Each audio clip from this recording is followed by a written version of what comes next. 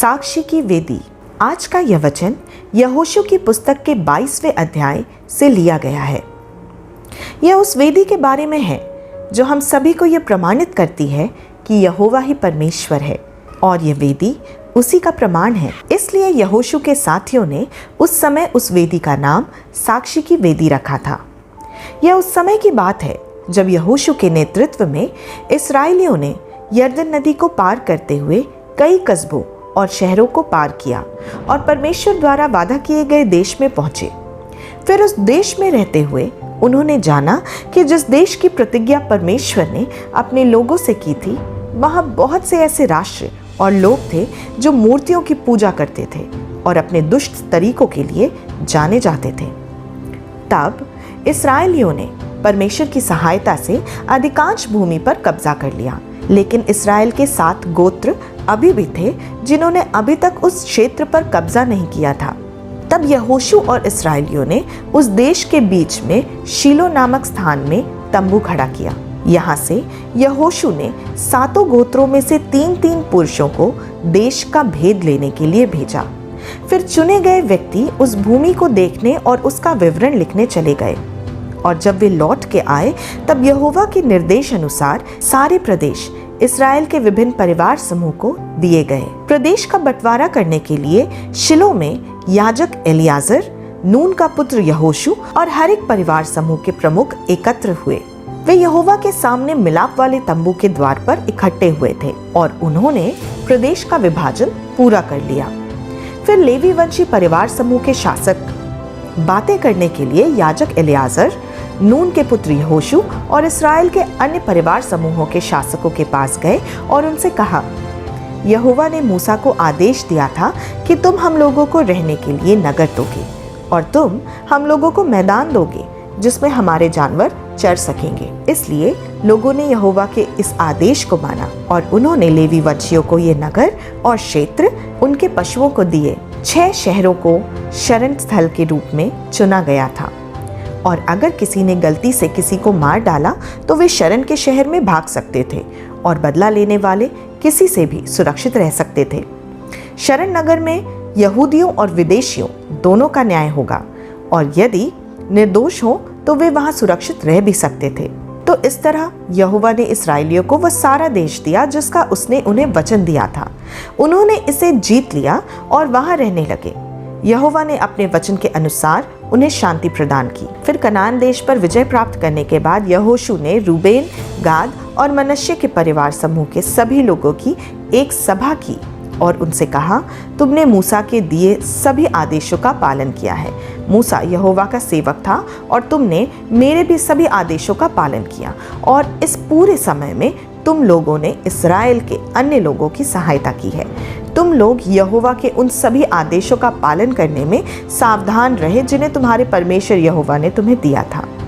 तुम्हारे परमेश्वर यहोवा ने इस्राएल के लोगों को शांति देने का वचन दिया था, अतः अब यहोवा ने अपना वचन पूरा कर दिया है। इस समय तुम लोग अपने घर लौट सकते हो। तुम लोग अपने उस प्रदेश में जा सकते हो जो तुम्हें दिया गया है। यह प्रदेश यरदन नदी के पूर्व में है। यह वही प्रदेश है जिसे यहोवा के सेवक मूसा ने तुम्हें दिया। किंतु याद रखो कि जो व्यवस्था मूसा ने तुम्हें दी है उसका पालन करते रहो। तुम्हें अपने परमेश्वर यहोवा से प्रेम करना और उसके आदेशों का पालन करना है। तुम्हें उसका अनुसरण करते रहना है, पूरी आस्था के साथ उसकी सेवा करते रहना। तब यहोशू ने उनको आशीर्वाद दिया और वे वहां से अपने घर लौट गए। मूसा ने आधे मनश्शे परिवार समूह को बाशान प्रदेश दिया था और यहोशू ने दूसरे आधे मनश्शे परिवार समूह को यरदन नदी के पश्चिम में प्रदेश दिया। यहोशू ने उनको वहां अपने घर भेजा और आशीर्वाद दिया। फिर उसने उनसे कहा, तुम बहुत संपन्न हो। तुम्हारे पास चांदी, सोने और अन्य बहुमूल्य आभूषणों के साथ बहुत से जानवर भी हैं। तुम लोगों के पास अनेक सुंदर वस्त्र हैं। तुमने अपने शत्रुओं से भी बहुत सी चीजें ली हैं। इन चीजों को तुम्हें आपस में बांट लेना चाहिए और अब अपने अपने घर जाओ। अतः रूबेन, गाद और मनश्शे के परिवार समूह के आधे लोगों ने इस्राएल के अन्य लोगों से विदा ली। वे कनान में शीलो में थे। उन्होंने स्थान को छोड़ा और वे गिलाद को लौटे। यह उनका अपना प्रदेश था। मूसा ने उनको यह प्रदेश दिया था क्योंकि यहोवा ने उसे ऐसा करने का आदेश दिया था। रूबेन, गाद और मनश्शे के लोगों ने गोत्र नामक स्थान की यात्रा की। यह यरदन नदी के किनारे कनान प्रदेश में था।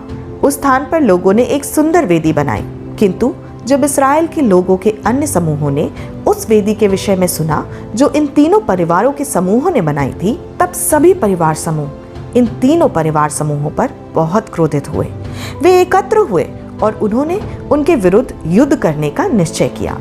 अतः इस्राएल के लोगों ने कुछ व्यक्तियों को रूबेन, गाद और मनश्शे के लोगों से बातें करने के लिए भी भेजा, जिसमें एलियाजर का पुत्र पीनहास भी था और उनके परिवार समूहों के 10 प्रमुख भी थे। शीलो में ठहरे इस्राएल के परिवार समूहों में हर एक परिवार से एक व्यक्ति था। इस प्रकार ये 11 व्यक्ति गिलाद गए। वे रूबेन, गाद और मनश्शे के लोगों से बातें करने गए। फिर उन 11 व्यक्तियों ने उनसे कहा, इस्राएल के सभी लोग तुमसे पूछते हैं, तुमने इस्राएल के परमेश्वर के विरुद्ध यह क्यों किया?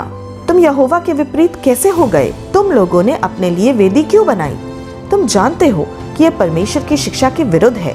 पोर नामक स्थान को याद करो। हम लोग उस पाप के कारण अब भी कष्ट सहते हैं।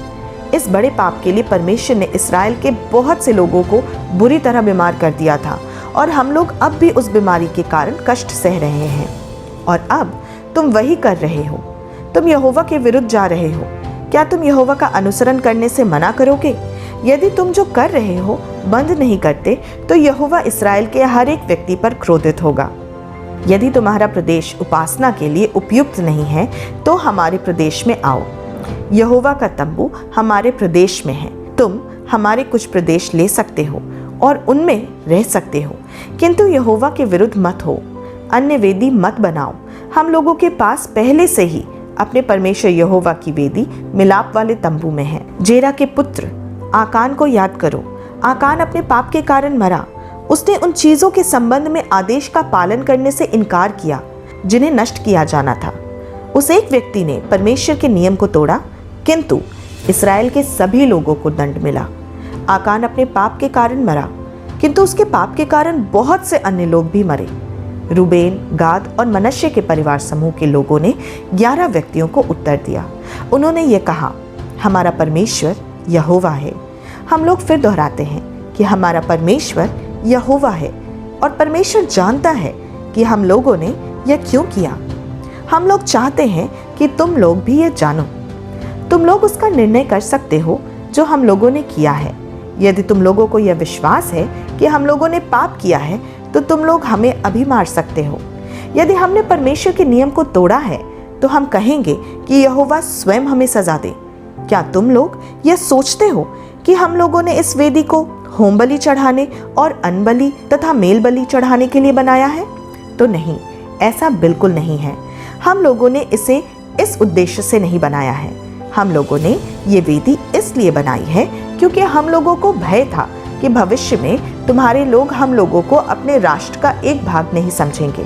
तब तुम्हारे लोग यह कहेंगे, तुम लोग इस्राएल के परमेश्वर यहोवा की उपासना नहीं कर सकते। परमेश्वर ने हम लोगों को यरदन नदी की दूसरी ओर का प्रदेश दिया है। इसका अर्थ यह हुआ कि यरदन नदी को सीमा बनाया है। अब हमें डर है कि जब तुम्हारे बच्चे बड़े होकर इस प्रदेश पर शासन करेंगे तब वे हमें भूल जाएंगे कि हम भी तुम्हारे ही लोग हैं। वे हमसे कहेंगे, हे रूबेन और गाद के लोगों, तुम इस्राएल के भाग नहीं हो। तब तुम्हारे बच्चे हमारे बच्चों को यहोवा की उपासना करने से रोकेंगे। इसलिए हम लोगों ने इस वेदी को बनाया, किंतु हम लोगों की ऐसी कोई योजना नहीं है कि हम इस पर होम बलि चढ़ाएंगे या बलियां देंगे। हम लोगों ने जिस सच्चे उद्देश्य के लिए यह वेदी बनाई है वह यह है कि हम अपने लोगों को यह दिखाना चाहते हैं कि हम भी उसी परमेश्वर की उपासना करते हैं जिसकी तुम लोग उपासना करते हो। यह वेदी तुम्हारे लिए और हम लोगों के लिए और भविष्य में हम लोगों के बच्चों के लिए इस बात का प्रमाण होगा कि हम लोग परमेश्वर की उपासना करते हैं। हम लोग यहोवा को अपनी बलियां, अन्न बलि और मेल बलि चढ़ाते हैं। हम चाहते थे कि तुम्हारे बच्चे बढ़ें और जानें कि हम लोग भी तुम्हारी तरह इस्राएल के लोग हैं। और भविष्य में यदि ऐसा होता है कि तुम्हारे बच्चे कहें हम लोग इस्राएल से संबंध नहीं रखते, तो हमारे बच्चे तब कह सकेंगे कि ध्यान दें, हमारे पूर्वजों ने जो हम लोगों से पहले थे एक वेदी बनाई थी। यह वेदी ठीक वैसी ही है जैसी पवित्र तंबू के सामने यहोवा की वेदी है। हम लोग इस वेदी का उपयोग बलि देने के लिए नहीं करते। यह इस बात की ओर संकेत करता है कि हम लोग इस्राएल के एक भाग हैं। सत्य तो यह है कि हम लोग यहोवा के विरुद्ध नहीं होना चाहते। हम लोग अब उसका अनुसरण करना छोड़ना नहीं चाहते। हम लोग जानते हैं कि एकमात्र सच्ची वेदी वही है जो पवित्र तंबू के सामने है, और वह वेदी हमारे परमेश्वर यहोवा की है। फिर वे सभी लोग उसकी बातों को सुनने के बाद इस बात से संतुष्ट थे कि वे लोग सच बोल रहे थे। इसलिए याजक एलियाजर के बारे में पीनहास ने कहा, अब हम लोग समझते हैं कि यहोवा हमारे साथ है, और हम लोग जानते हैं कि तुम में से कोई भी उसके विपरीत नहीं होगा। हम लोग प्रसन्न हैं कि इस्राएल के लोगों को यहोवा से दंड नहीं मिलेगा।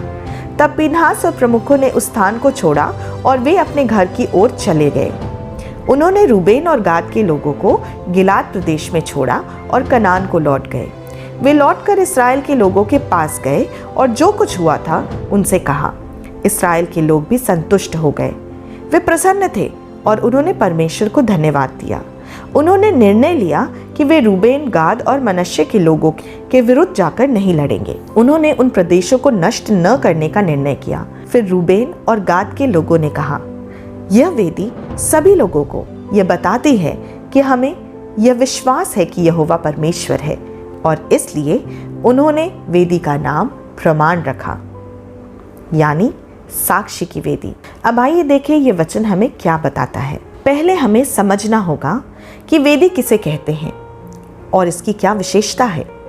बाइबल स्पष्ट रूप से दर्शाती है कि एक वेदी क्या है और इसके उद्देश्य क्या है।